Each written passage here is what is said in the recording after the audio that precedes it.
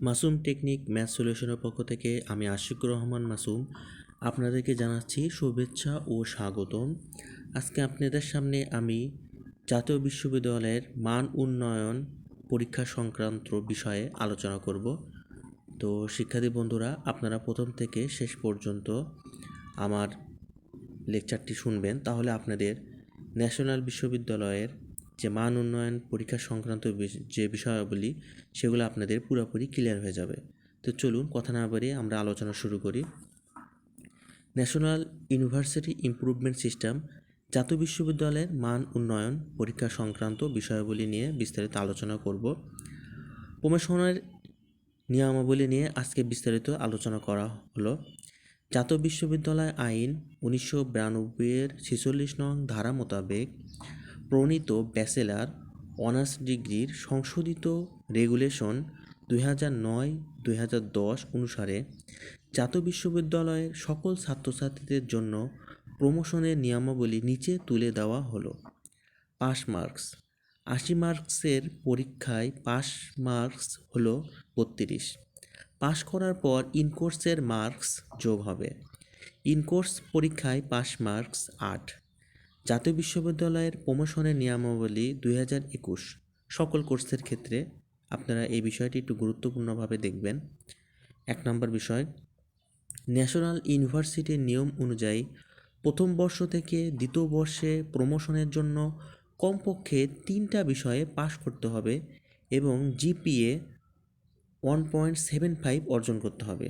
এটি খুবই গুরুত্বপূর্ণ একটি বিষয়, এটা আপনারা খেয়াল করবেন যে যারা জাতীয় বিশ্ববিদ্যালয়ে পড়াশোনা করছেন তারা প্রথম বর্ষ থেকে দ্বিতীয় বর্ষে প্রমোশন হতে হলে কমপক্ষে তাকে 3টি বিষয়ে পাশ করতে হবে এবং জিপিএ তাকে 1.75 অর্জন করতে হবে। 2 নম্বর পয়েন্ট, দ্বিতীয় বর্ষ থেকে তৃতীয় বর্ষে প্রমোশনের জন্য কমপক্ষে 3টা বিষয়ে পাশ করতে হবে এবং কমপক্ষে জিপিএ 2.00 অর্জন করতে হবে। তৃতীয় বর্ষ থেকে চতুর্থ বর্ষে প্রমোশনের জন্য কমপক্ষে 4টা বিষয়ে পাশ করতে হবে এবং কমপক্ষে জিপিএ 2.25 অর্জন করতে হবে। মোটামুটি আপনারা বিষয়টি বুঝতে পেরেছেন। সকল কোর্সের ইনকোর্স, তত্ত্বীয়, ব্যবহারিক, মাঠকর্ম, মৌখিক পরীক্ষায় অংশগ্রহণ বাধ্যতামূলক। একাধিক বিষয়ে অনুপস্থিত থাকা যাবে না। এক্ষেত্রে শুধুমাত্র যে কোনো একটি বিষয়ে অনুপস্থিত থাকলে বাকি অন্যান্য সব বিষয়ে পাশ করতে হবে। প্রথম বর্ষের সব বিষয়ে পাশ না করা পর্যন্ত দ্বিতীয় বর্ষের প্রমোশন বন্ধ থাকবে। অনলি ফর অ্যাবসেন্ট স্টুডেন্ট, যারা অনিয়মিত স্টুডেন্ট তাদের ক্ষেত্রে। দ্বিতীয় বর্ষের সব বিষয়ে পাশ না করা পর্যন্ত তৃতীয় বর্ষের প্রমোশন বন্ধ থাকবে। Only for absent students. তৃতীয় বর্ষের সব বিষয়ে পাশ না করা পর্যন্ত চতুর্থ বর্ষের প্রমোশন বন্ধ থাকবে। Only for absent students. Degree 13-14 হতে পরবর্তী বর্ষের ক্ষেত্রে যে কোনো বিষয়ের জন্য pass marks 40। C D grade এ যে কোনো বর্ষের ক্ষেত্রে ইমপ্রুভমেন্ট একবার দেওয়া যাবে, কিন্তু যতবার ফেল করবে ততবারই ইমপ্রুভমেন্ট দিতে পারবে, তবে রেজিস্ট্রেশনের মেয়াদের মধ্যে।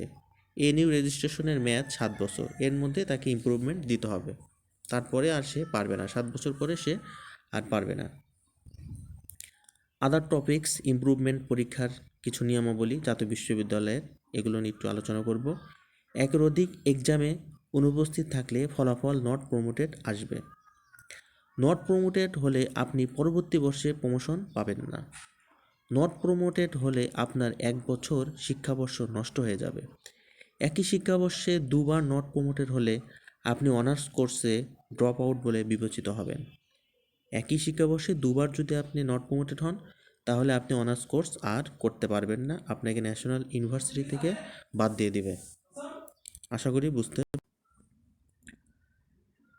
2বার নট প্রমোটেডের কারণে আপনার অনার্স কোর্সটি বাতিল হয়ে যাবে, ফলে আপনি আর জাতীয় বিশ্ববিদ্যালয়ে অনার্স কোর্স করতে পারবেন না। প্রাপ্ত কোর্সের গ্রেডকে অবশ্যই কমপক্ষে ডি গ্রেডে উন্নীত করতে হবে, অন্যথায় অনার্স ডিগ্রি প্রাপ্ত হবে না। যারা নট প্রমোটেড হবে তাদের আবার আগের বর্ষে ভর্তি হয়ে পরীক্ষা দিয়ে পাশ করতে হবে।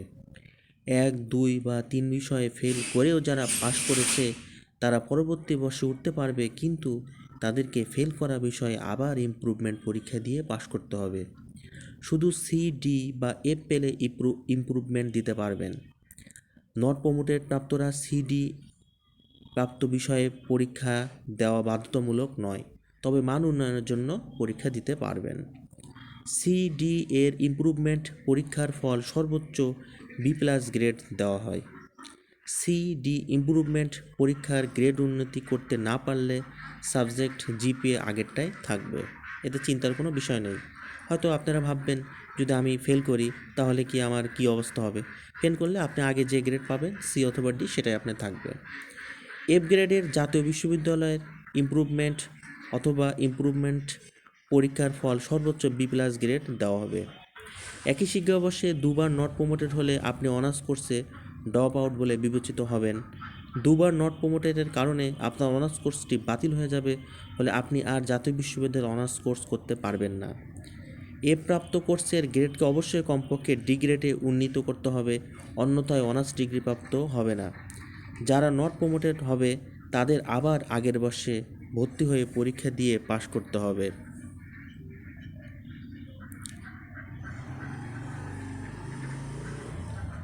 তাই এখন ইমপ্রুভমেন্ট এক্সামে যে যা পয়েন্ট পায় তাই দেওয়া হয়। আগে এরকম নিয়ম ছিল যে ইমপ্রুভমেন্ট পরীক্ষায় সর্বোচ্চ B+ দেওয়া হতো, কিন্তু এখন আর এটা নাই। এখন ইমপ্রুভমেন্ট দেওয়া বিষয়ে সর্বোচ্চ B+ গ্রেডের সীমার নিয়ম রাখলেও তা এখন আর কার্যকর নয়। এখন আপনি যা পাবেন তাই আপনাকে দেওয়া হবে। বিশেষ দ্রষ্টব্য, জাতীয় বিশ্ববিদ্যালয়ের সকল ছাত্রছাত্রীদের জন্য প্রমোশনের নিয়মাবলী। জাতীয় বিশ্ববিদ্যালয়ের নতুন নিয়ম 2021। জাতীয় বিশ্ববিদ্যালয় অনার্স নিয়ম।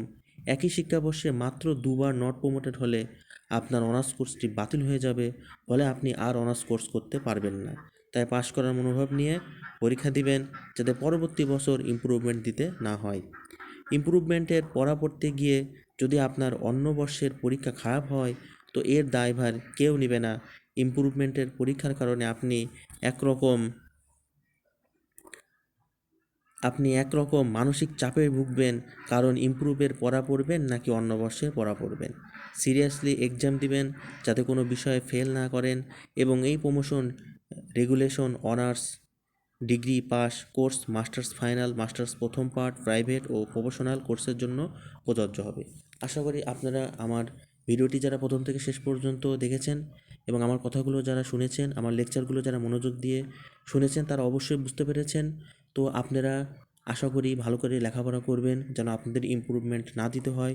প্রত্যেকটা বর্ষের পড়াশোনা কমপ্লিট করে আপনারা পরীক্ষা দিবেন এবং রেজাল্ট ইনশাল্লাহ প্রত্যেকটা বর্ষেই পাশ করার জন্য চেষ্টা করবেন, তাহলে আপনাদের এই ঝামেলায় পড়তে হবে না। তো আশা করি আপনারা ইমপ্রুভমেন্টের সিস্টেমটা বুঝতে পেরেছেন। তো আমার ভিডিওটি যদি আপনাদের ভালো লেগে থাকে তাহলে অবশ্যই বেশি বেশি করে শেয়ার করবেন, লাইক দিবেন এবং কমেন্টের মাধ্যমে জানাবেন কেমন লাগলো আমার এই লেকচারগুলো। যারা আমার চ্যানেলটাকে আজকে নতুন লেকচার শুনতেছেন, তারা অবশ্যই আমার চ্যানেলটাকে সাবস্ক্রাইব করে নেবেন। তো শিক্ষার্থী বন্ধুরা, আপনারা ভালো থাকেন, সুস্থ থাকেন। আজকে এখানেই শেষ করছি। আল্লাহ হাফেজ।